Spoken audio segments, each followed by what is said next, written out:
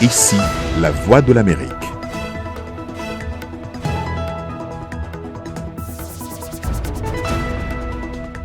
Bonsoir à tous, ravi de vous retrouver pour cette nouvelle édition de votre journal. On commence tout de suite par les titres. Le coronavirus continue sa propagation en Afrique et bouleverse les habitudes. Nous irons en RDC où la psychose et la peur de la famine gagnent les esprits et à Dakar au Sénégal où le Covid-19 a emporté Pape Diouf à qui Macky Sall a rendu un vibrant hommage. Nous ferons également le point sur la pandémie en France où le pic pourrait être atteint dans les prochains jours. Les États-Unis doivent se préparer à des heures bien plus sombres au cours des 2 prochaines semaines. Le président Donald Trump a lancé cet avertissement hier aux Américains alors que le Covid-19 a tué au moins 865 personnes ces dernières 24 heures.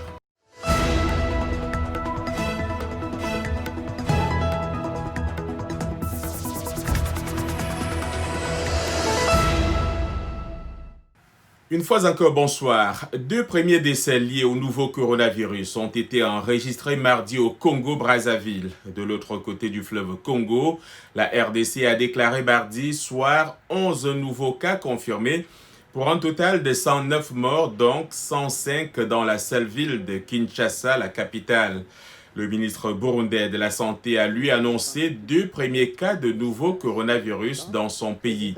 Du côté de la Mauritanie, le gouvernement annonce l'ouverture d'une enquête sur son premier décès par coronavirus, alors qu'en Tunisie, le confinement général en place depuis le 22 mars a été prolongé de 15 jours. Et plusieurs pays du continent désarmés face au nouveau coronavirus se ruent de plus en plus sur la chloroquine malgré la mise en garde de l'OMS. La partie est de la RDC touchée à son tour par le Covid-19 après Kinshasa, l'Ituri et Bukavu. La ville de Goma, chef-lieu du Nord Kivu, vient d'enregistrer son premier cas confirmé. C'était le 30 mars dernier. Plusieurs échantillons biologiques de cas contacts ont été transférés à un laboratoire à Kinshasa pour évaluation.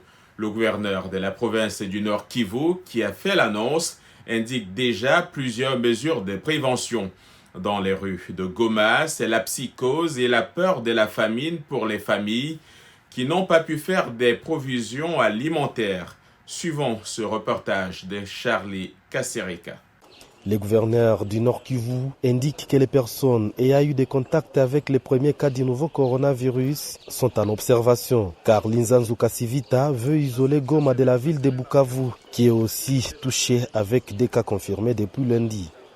Nous avons beaucoup de cas qui sont mis à quarantaine et pour lesquels nous avions envoyé les échantillons. C'est la raison pour laquelle nous sommes toujours en alerte. Et c'est le premier cas, mais nous ne souhaitons pas qu'il y ait plus. À partir de demain, il n'y aura pas de bateaux qui vont prendre les personnes de Goma jusqu'à Bukavu. Et ça, c'est une des mesures pour contrôler les flux migratoires ou bien les déplacements de la population entre provinces. Les cas confirmés de Goma est un Nigérian de 44 ans qui travaille dans une organisation humanitaire ici à Goma. Il s'était présenté le 23 mars dernier à l'hôpital avec des symptômes et il a été mis en isolement les mêmes jours selon le gouverneur. Depuis les premiers cas enregistrés en RDC, Goma a réactivé presque tous les gestes préventifs utilisés pendant la riposte contre Ebola. Au marché, seuls les commerçants des produits de première nécessité sont autorisés, mais en respectant la distanciation entre vendeurs et clients.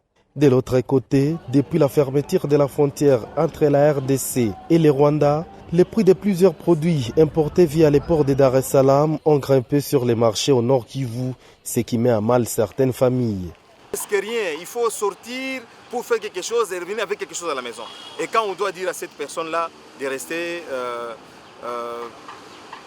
1 mois, 2 semaines, bon, ce ne sera plus le corona qui va tuer ces gens, ça risquera d'être la fin. Où est-ce qu'on sortira l'argent pour acheter des masques, des gants et consorts?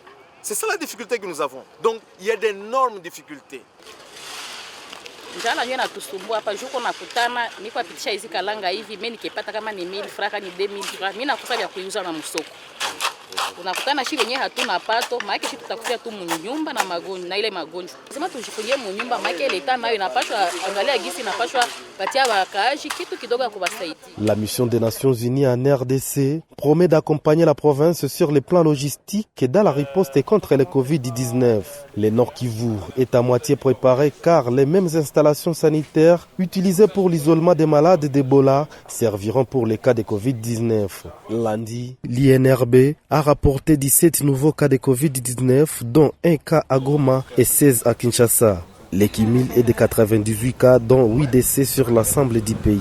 Charlie Kassereka pour VOA. Le président sénégalais Macky Sall a rendu hommage à l'ancien président de l'Olympique de Marseille, Pape Diouf, une grande figure du sport et une éminence grise du football emportée par le coronavirus mardi à Dakar. Âgé de 68 ans, Pape Diouf avait été hospitalisé dans la capitale sénégalaise et était sous assistance respiratoire. Il devait être rapatrié de Dakar à Nice dans le sud-est de la France en avion sanitaire. Son état s'est dégradé et Pape Diouf est mort, devenant la première victime du nouveau coronavirus au Sénégal. Qui était-il? Yacouba Ouedraogo nous dresse son portrait. Journaliste, agent de joueur, puis patron de l'Olympique de Marseille, en France, Pape Diouf a connu de multiples vies jusqu'à son décès au Sénégal des suites du nouveau coronavirus. Tout a pourtant commencé loin des terres sénégalaises et françaises. Né en 1951 à Abéché, au Tchad, où son père militaire était en poste, Pape Diouf est arrivé à Marseille à 18 ans. Celui qui deviendra plus tard un franco-sénégalais a fait des études de sciences politiques. Il a ensuite travaillé à la Poste avant de devenir journaliste au quotidien La Marseillaise et suit assez vite l'OM dont il deviendra le manager puis le président entre 2005 et 2009. Pendant ses 4 ans à la tête de l'Olympique de Marseille, Pape Diouf a notamment contribué à bâtir l'équipe championne de France en 2010 après 17 années sans titre pour l'OM. Sa mort endeuille le club de football français où sa franchise et sa verve littéraire ont conquis les supporters. Le franco-sénégalais, c'était aussi une élégance avec sa sempiternelle moustache sur son large sourire et sa voix posée, maniant l'emphase et l'ironie. Il se montrait très habile lorsque venait le moment pour lui de pourfendre ses adversaires médiatiques, mais aussi ses détracteurs au sein du club. Sa liberté de ton l'a également conduit à batailler contre le racisme, notamment lors de l'affaire dite des quotas, quand a émergé fin 2010 l'idée, finalement abandonnée, d'imposer des quotas officieux de binationaux dans les centres de formation et les écoles de football de France. Sa connaissance du milieu du ballon rond s'est affinée au fil du temps et il a été agent de joueurs, notamment de Didier Drogba, qui a enflammé le Vélodrome en une saison 2003-2004.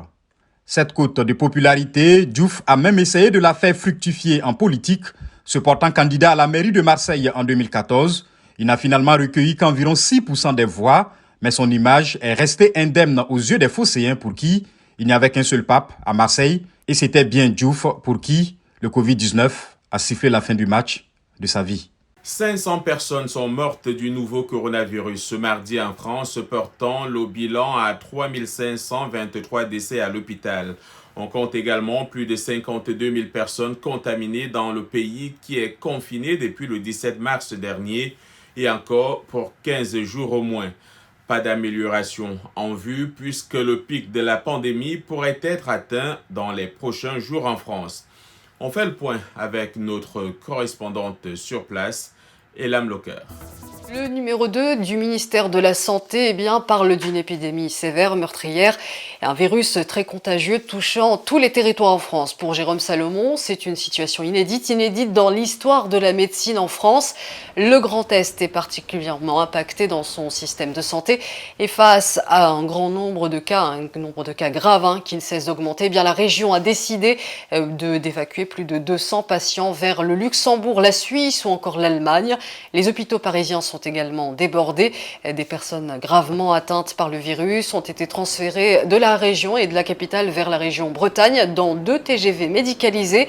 Une première en France. Et puis la colère monte chez notamment les soignants, les policiers, gendarmes ou encore caissiers qui sont envoyés sur le terrain parfois sans masque de protection.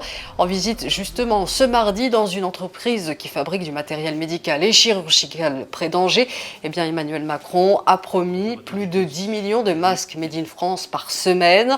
Concernant les respirateurs, 4 groupes industriels vont créer un consortium pour fabriquer d'ici mi-mai 10 000 respirateurs lourds comme légers, indiqué également le président de la République. Il a également annoncé une dotation exceptionnelle de 4 milliards d'euros à Santé publique France. Enfin, il y a ce débat dont tout le monde parle dans les médias, également sur les réseaux sociaux en France, celui sur l'efficacité ou non de la chloroquine contre le coronavirus, défendu notamment par le professeur Didier Raoult à Marseille. Le CHU d'Angers lance une vaste étude avec 32 CHU français pour clore définitivement ce débat. Elle porte sur 1300 patients atteints du Covid-19. L'étude e-Covid, c'est son nom, est menée donc en double aveugle, en clair. Ni les patients ni les médecins ne sauront si le malade reçoit de la chloroquine ou un placebo. La pandémie du nouveau coronavirus a fait au moins 43 082 morts dans le monde depuis son apparition en décembre dernier en Chine, selon un dernier bilan établi ce mercredi. Plus de 865 000 cas d'infection ont été officiellement diagnostiqués dans 186 pays et territoires depuis ces 4 derniers mois. Au moins 172 500 cas sont aujourd'hui considérés comme guéris. Pour le secrétaire général de l'ONU, cette pandémie est la pire crise depuis la Seconde Guerre mondiale. Antonio Guterres craint de voir davantage de conflits dans le monde. L'ONU et l'Organisation mondiale du commerce estiment qu'il existe un risque de pénurie alimentaire à cause des perturbations liées au Covid-19 dans le commerce international et les chaînes d'approvisionnement. Et puis ici, aux États-Unis, entre 100 000 et 240 000 Américains pourraient mourir de coronavirus dans les semaines à venir, selon le gouvernement. Les États-Unis, qui enregistrent le plus grand nombre de cas confirmés dans le monde avec plus de 186 000 cas, et où plus de 3 800 personnes sont déjà décédées selon un décompte de la chaîne CNN. Et dans le but de freiner la propagation de la pandémie, la chaîne de supermarchés Walmart, l'un des plus grands employeurs du pays, commencera à prendre la température des travailleurs dans les magasins et entrepôts. Tout employé avec une température élevée sera renvoyé chez lui pour des soins. Le détaillant mettra également des masques et des gants médicaux à la disposition des employés qui souhaitent les porter. Alors que les États-Unis ont enregistré un nombre record de 865 personnes décédées du Covid-19 au cours des dernières 24 heures, le président américain Donald Trump a annoncé lors d'une conférence télévisée qu'il va falloir se préparer à des heures bien plus sombres. Il a estimé que les États-Unis vont traverser 2 semaines très difficiles en ce début de mois d'avril. Les précisions avec Dili Diko. La Maison-Blanche a estimé que le nouveau coronavirus fera entre 100 000 et 240 000 morts aux États-Unis si les restrictions actuelles sont respectées, contre 1,5 à 2,2 millions sans aucune mesure. Lors d'une allocution télévisée, le président Donald Trump a demandé aux Américains de se préparer pour des moments douloureux. Je veux que chaque Américain soit préparé pour les jours difficiles qui nous attendent. Nous allons passer par 2 semaines très difficiles. Ensuite, selon les prédictions faites par les experts qui se sont longuement penchés sur la question, nous allons commencer à voir la lumière au bout du tunnel. Mais avant cela, nous allons passer par 2 semaines très douloureuses, très douloureuses. D'un ton grave, le président Trump a également tenu à rassurer les Américains sur l'aide matérielle disponible pour faire face à l'accroissement du nombre de cas de Covid-19 anticipé dans les prochains jours. Nous avons près de 10 000 respirateurs que nous sommes prêts à utiliser. Nous devons les retenir un peu car nous anticipons un accroissement brusque et virulent du nombre de cas. En envoyant par avion des masques, des gants et des fournitures aux communautés qui luttent contre cette peste, c'est bien ce que c'est, une peste. Nous envoyons également nos prières. Nous prions pour les médecins et les infirmiers. La majorité des décès sont enregistrés à New York, épicentre de l'épidémie, forcé de se transformer pour se préparer au pire et pouvoir soigner des dizaines de milliers de malades dans la ville. À Chicago et à la Nouvelle-Orléans, les foyers de contagion apparus ces derniers jours prennent de l'ampleur, faisant craindre une situation semblable à celle de New York. Aux États-Unis, plus de 3 Américains sur 4 sont désormais sous ordre strict de confinement et le pays vit dans l'inquiétude avec un nombre de décès d'au moins 4000 morts. Vous regardez Le Monde aujourd'hui en direct de Washington sur VOA.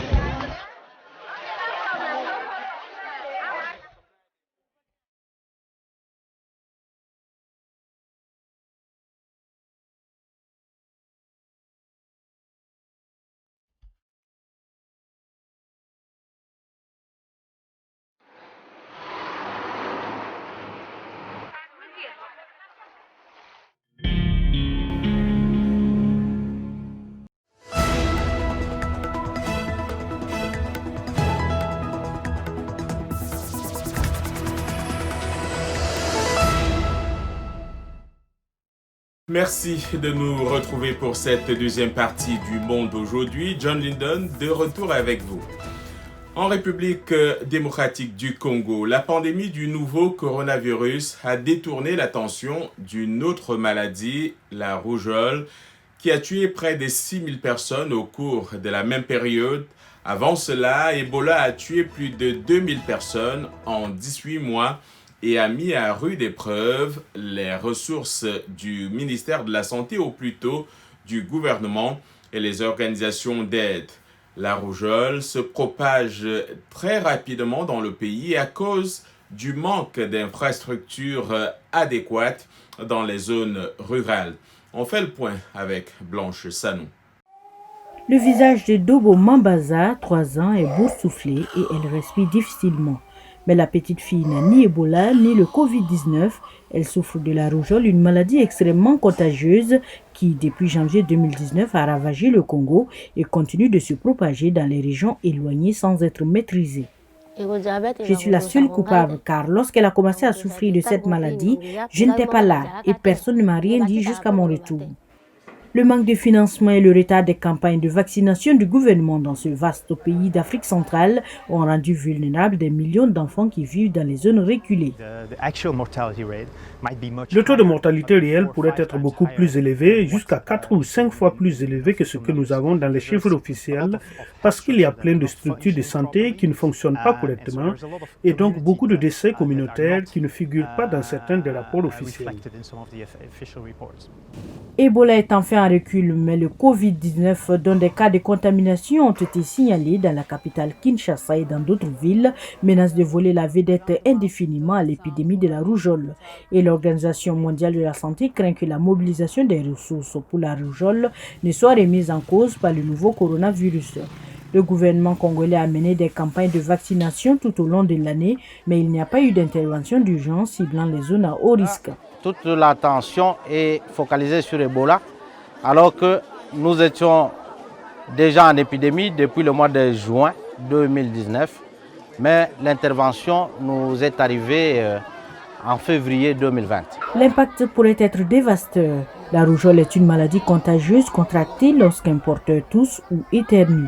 Elle comporte le risque de complications, notamment des lésions cérébrales, la cécité et la surdité. La bureaucratie et l'insuffisance en fourniture médicale ont fait que les États-Unis ont pris du retard dans les tests Covid-19, selon des rapports de CNBC et du New York Post. Avec plus de 186 000 personnes touchées par le nouveau coronavirus, le pays est celui qui présente le plus de cas déclarés. Nathalie Barge. Avec la détérioration de la situation aux États-Unis, les CDC, Centres de contrôle et prévention des maladies, font l'objet de vives critiques de la part du public. Le 28 mars, les CDC ont exhorté les résidents à s'abstenir de voyager sur des vols domestiques non essentiels pendant 14 jours. Mais certains ont déclaré que la décision arrivait 4 semaines en retard. Les tests sont essentiels pour identifier et localiser les contacts potentiels du virus, mais la technologie est rudimentaire. Au début de l'épidémie, les CDC ont envoyé des kits de tests aux laboratoires publics, mais certains ont révélé des problèmes de qualité et la vérification et la distribution du matériel ont entraîné des retards. De plus, les CDC n'ont pas fourni de kits aux laboratoires privés, y compris universitaires, pour répondre à la demande de tests.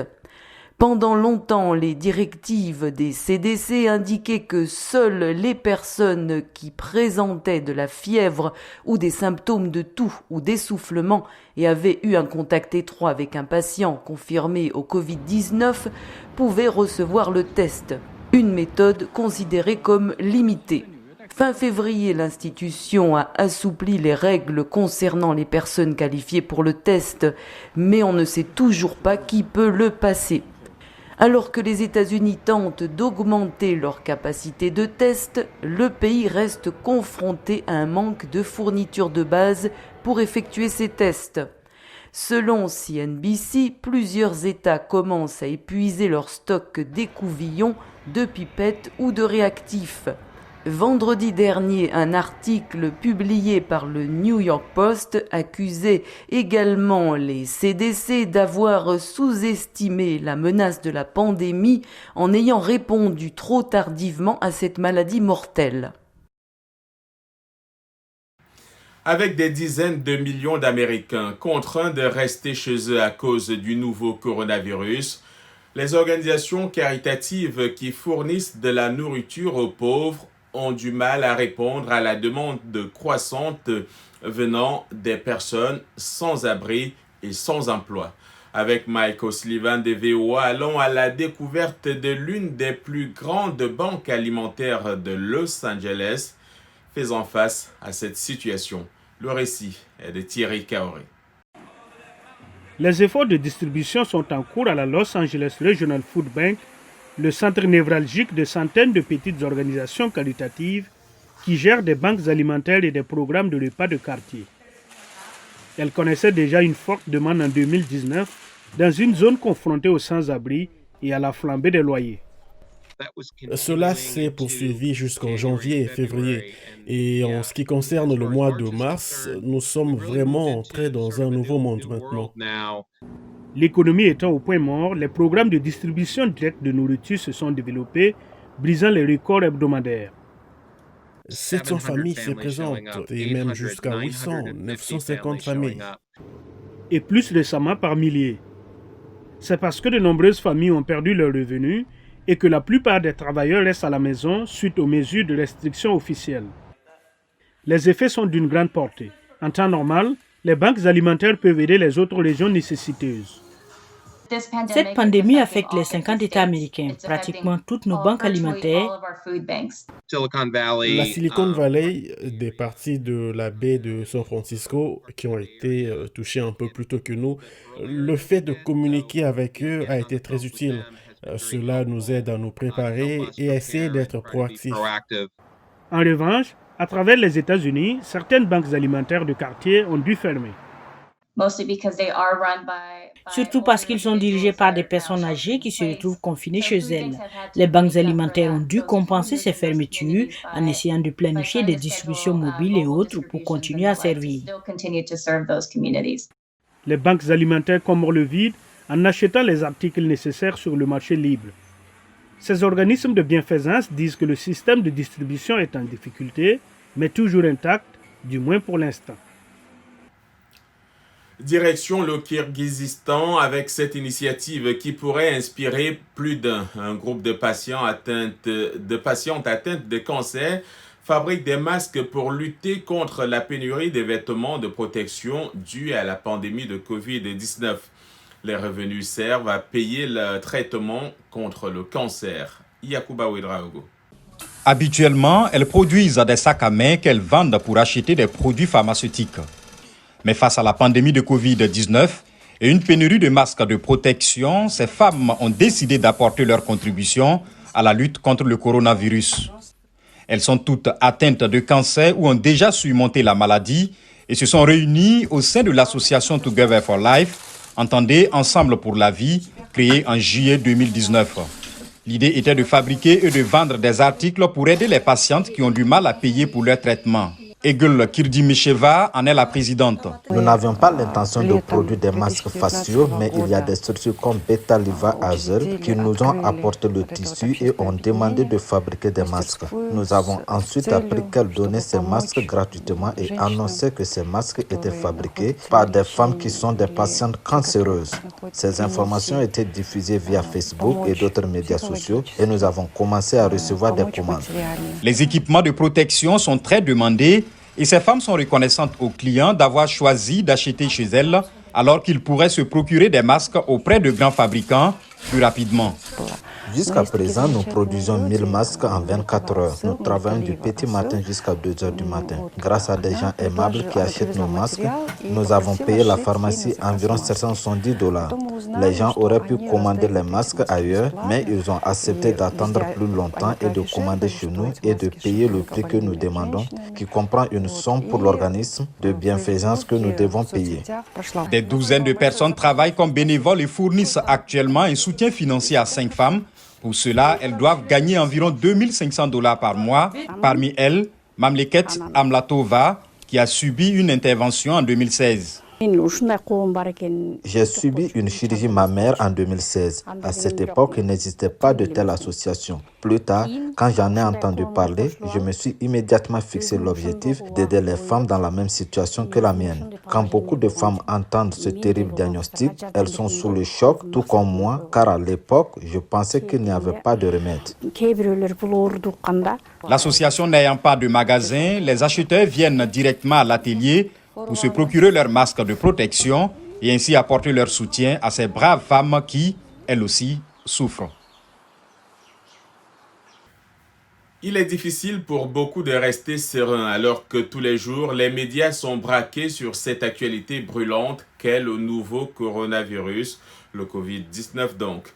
Une actualité qui ne montre aucun signe d'éclaircie en vue alors que le nombre de personnes infectées en Europe dépasse celui de la Chine et que les États-Unis ont maintenant plus de cas de Covid-19 que tout autre pays dans le monde. Maxime Moskalkov est allé à la rencontre des psychologues qui conseillent sur comment gérer l'anxiété et rester calme pendant ces moments difficiles. C'est un récit d'Abdourahmane Dia. Il est difficile d'ignorer la couverture médiatique constante et des images inquiétantes montrant la propagation de la pandémie de Covid-19. Certaines personnes commencent à paniquer, les niveaux d'anxiété augmentent. Selon la psychologue et scientifique Marie Alvord, la panique est une réponse humaine naturelle au stress. Je pense qu'en tant qu'être humain, de quoi avons-nous besoin pour survivre? C'est pour cela que l'eau disparaît des étagères, même s'il n'y a pas de pénurie d'eau. Nous n'avons pas vraiment besoin de 5 caisses d'eau. Et pourtant, les magasins sont obligés de limiter l'achat à peut-être 1 caisse ou 2 caisses par client. Selon les psychologues, il est important de choisir votre source d'information afin d'être bien informé. Et il est également important de contrôler vos émotions et d'éviter de paniquer. Il faut peut-être même considérer cela comme une opportunité. Il y a une opportunité maintenant. Vous êtes chez vous plus souvent, vous pouvez vous connecter avec des parents ou des amis avec qui vous n'avez pas parlé depuis longtemps. À chaque crise, il y a des opportunités. La psychologue Val Wright estime que nous ne devons pas sous-estimer la puissance de la routine. Les horaires réguliers et la routine aident à maintenir le calme et offrent un sentiment de normalité. Pour vous préparer mentalement, vous devez faire des choses comme prendre soin de vous-même. Il est vraiment important de garder la routine, d'aller au lit à la même heure tous les soirs et de se réveiller le matin comme si c'était une journée de travail normale. Ne le traitez pas comme un jour de neige. Prenez toujours une douche, habillez-vous, prenez vos repas à l'heure habituelle. Les médecins et les psychologues soulignent l'importance de ne lire que des sources fiables et de s'adresser aux professionnels. La connaissance et la véracité des faits sont essentielles dans la lutte contre l'incertitude et l'anxiété, disent-ils. Et c'est la fin de ce journal. Merci pour votre fidélité à VOA Afrique. Portez-vous bien, protégez-vous. Passez une excellente soirée.